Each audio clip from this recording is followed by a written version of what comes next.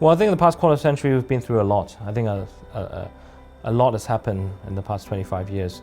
When it was first returned to mainland China, I think it's also very good times, because China was experienced tremendous growth as a whole from the late 90s to the early 2000s. And Hong Kong really benefited a lot in terms of business, in terms of integration, in terms of, say, CPPCC was enacted in the early 2000s. A lot of much more exchanges between the Hong Kong and mainland. And before the return, actually the exchanges were very limited and very little. But we saw a big surge in cooperations between both sides of the aisle. But as we can say, as facts tells us, actually from the early 2010s, Hong Kong has slowly become much more political. Every issue has been politicized. And since 2012 to 2014, and then eventually the riots in 2019, and now COVID, Hong Kong has really been through a tough time, I think, both politically and also on the business front for the past 10 years. So the way I see it, the pendulum is swinging again.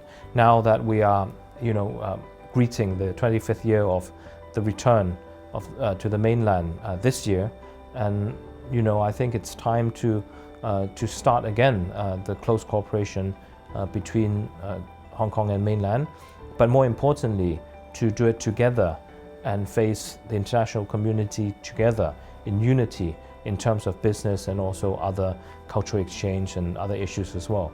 I think the level of cooperation is different. Before it used to be, within each other. Now we should be hand in hand going out to embrace the new future.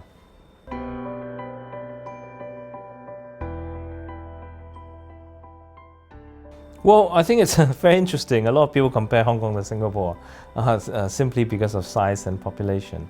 I mean, Singapore, there are issues there are policies and experiences that we should definitely watch out of, and I'm sure there are also very good policies that they implement we can learn from.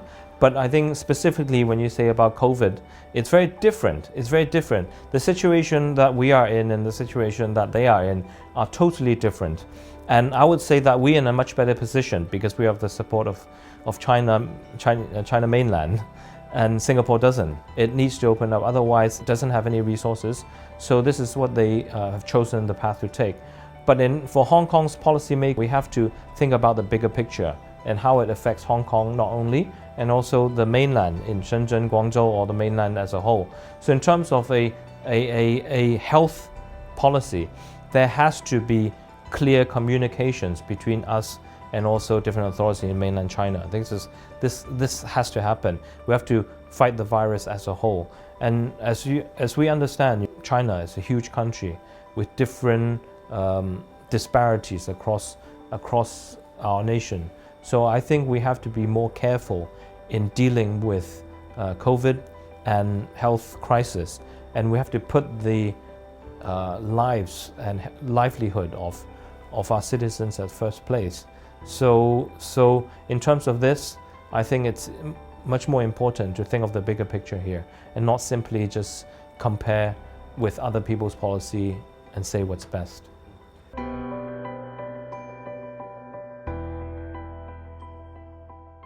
Well, I think there are these practical issues, right, about exchanges and opportunities.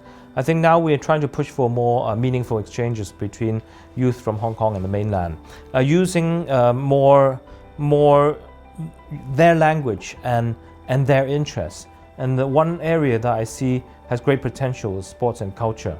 I've spoken to a lot of young people. They really want to have a common language. They really have a lot of common interests.